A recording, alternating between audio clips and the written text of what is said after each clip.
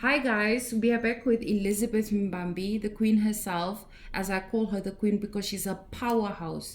She's a prayer warrior. She's a teacher when it comes to the word of God. She is an anointed being that you can just call in the middle of the night and she will just uplift you with the word. She is not scarce when it comes to the word of God or the work of God. So I am so delighted to be here with her. She's going to give us more of an oversight of chapter 1 because I'm so hungry and eager to hear what chapter 1 entails, you guys. I can't wait to stream this book. Mrs. Elizabeth, kindly give us a short overview of your definition and your perspective of chapter 1 and just a short information or intro about chapter 1. Thank you. So guys, I'm just gonna give you a short summary about what you should expect in chapter 1. I'm not gonna give you everything because I still want you to get this book for yourself. Believe me, it will change your life. It will open your eyes and you will see things from God's perspective. So chapter 1, the chapter is God's ownership versus your stewardship, just like the book itself, the title of the book itself. For me, what I understood from the message that God tried to communicate to me about the difference between an owner and a steward. An owner is God himself, the one who created us in the beginning of creation, the one who created the seas, the animals, every living thing, the heavens and the earth. He is the owner. He created us. Just like you would build your own house or you would buy a house and you would call yourself the owner of that house. You possess that thing. And then stewards are us, like the likes of Adam, whom God created before us, our ancestors, Adam and Eve. When God said that, you know what, go out there, name these animals. I want you to be part of my beautiful plan. I want you to name the animals. I want you to take care of the animals. I want you to be the overseer. That is a steward. We are overseers. We are overseers. God has brought us on this earth to look after his animals, and we are parents. We need to understand this. Just because we are parents doesn't mean that we own our children. Just because we are wives, husband, doesn't mean that we own our partners. God is still the owner of them. So what we need to stop doing is, since we know that we are not the owners, God is the owner, we need to start partnering up with God to make this thing work, to make everything work in our lives. Because you would find yourself, you raise your child the best way that you can or the best way that you could, but when you release a child out there, when the child go to school, you don't have control over the company that will surround your children. Because you would find parents who say that, you know what, I raised my child, I'm strict with my child, and I did this, I did that, but at the end of the day, my child still came back, my child is still failing, my child is still doing that and that. But there is a whole point.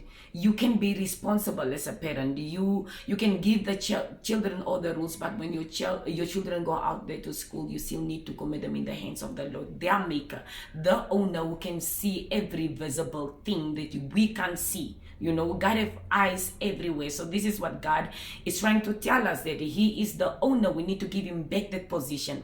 One of the reasons why we are failing so much in also parenting in areas of our lives is because we want to do this thing called life without God.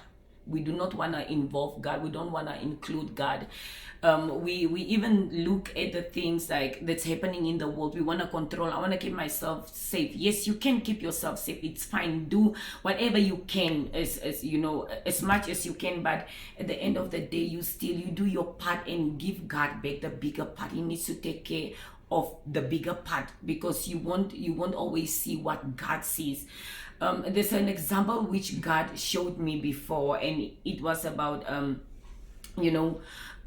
for example, you see your child is acting up, and you threaten your child, you took away your child's privileges and everything, but your child is still acting up.